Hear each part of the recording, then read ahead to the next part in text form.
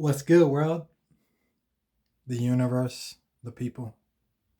It's Voice here back again with a weekly fasting update for you guys. I'm just chilling, having a good day.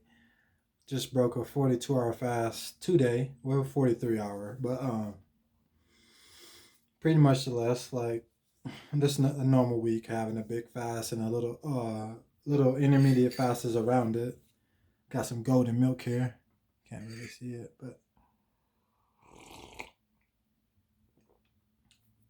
nice sunny day next to the window. Fall's here.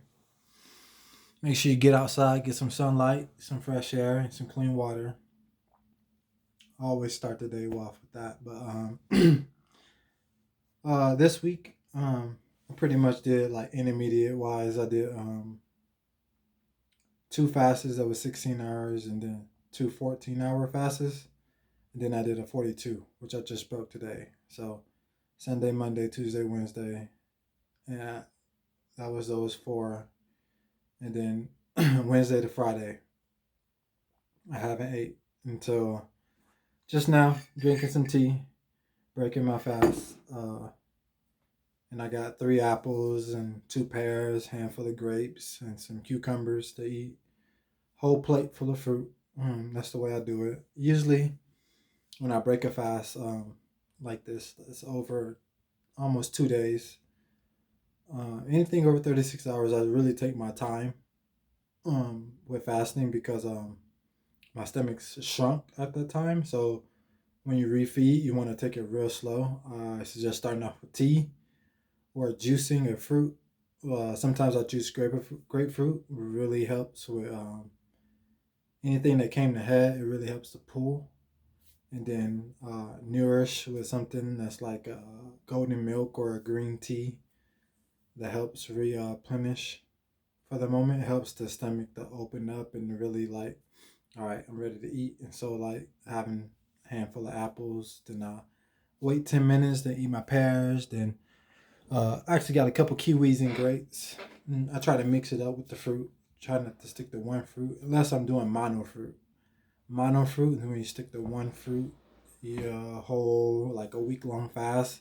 You only break it and eat that one thing. That's a mono fruit. But that's another thing I want to talk about scheduling. Is I always have a planned schedule pretty much, and I plan mine around the moon phases. So it was a new moon on Thursday, so I wanted to fast around Thursday. So end up uh, starting my fast Wednesday.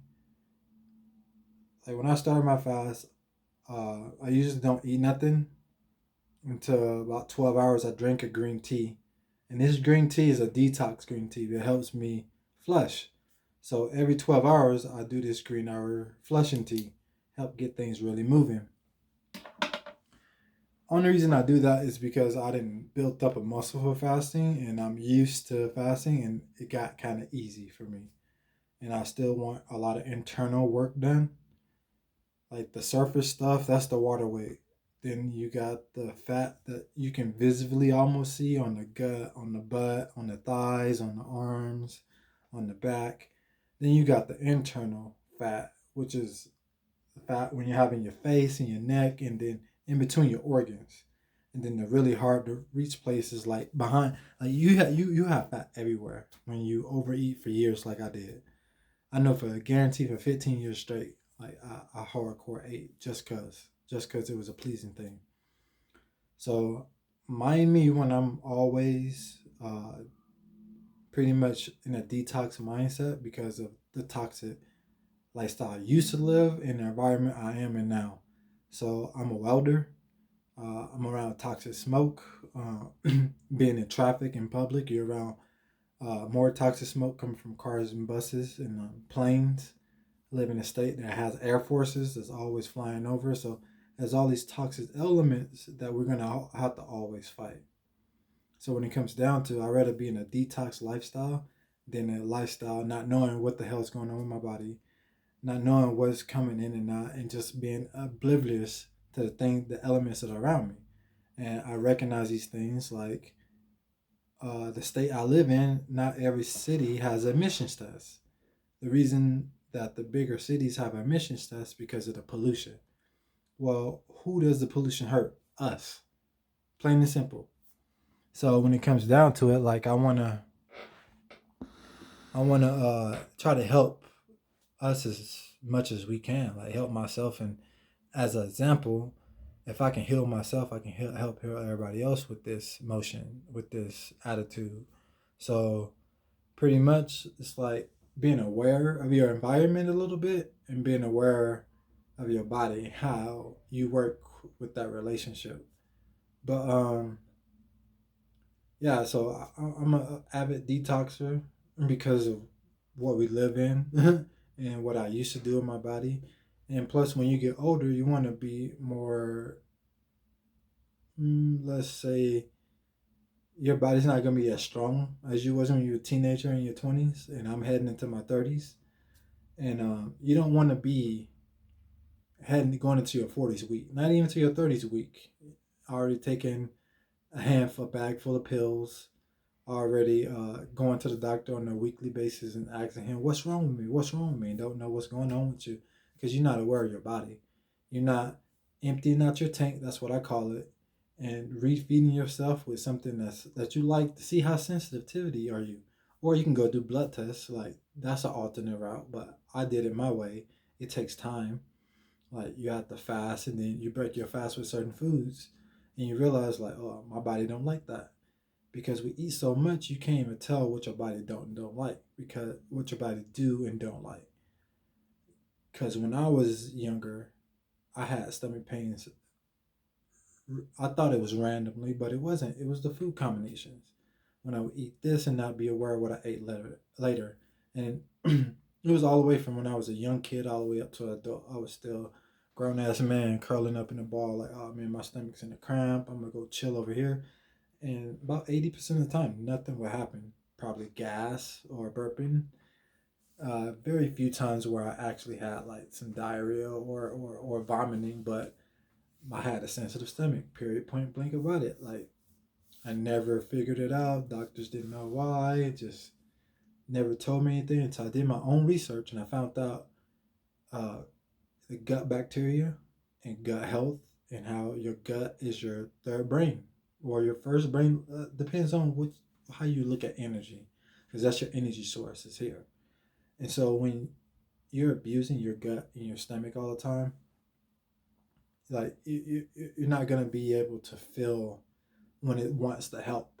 When it's saying no, no, no, this that you just ate, it ain't gonna work. But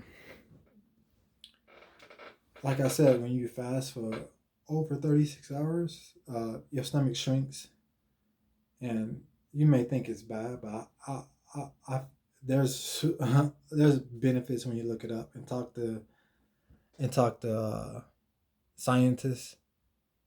There's 100% benefit in it. So it's like, why not do it? Why not try it? And when I tried it, I loved it better than the old lifestyle. And in the old lifestyle, it wasn't no scheduled eating. It was no focus on nutrient density. It wasn't no when it's the right time to eat. How do I get the best energy for myself and not to abuse my body at the same time? So it comes down to being like what you want to do with your body and your lifestyle. You want to live this luxury lifestyle and having to end up later in your life suffer from it. Because I was heading down that path and I was ignoring and pre-diabetic and got all these other elements, having everything starting to tank going downhill. I'm like, wow, why am I 25 and every time I eat I pass out or I can't keep it up like I used to. Like I'm going downhill fast. It wasn't like a slow downhill. So that's when I got to the point like, you know what, I'm gonna read these books, listen to testimonies, and I like what I found. And so this is a lifestyle I have, and this is what I want to share to everybody. You know what I mean? Like fasting, everybody can do it. Not everybody wants to do it. That's another topic. It's another topic we need to talk about too.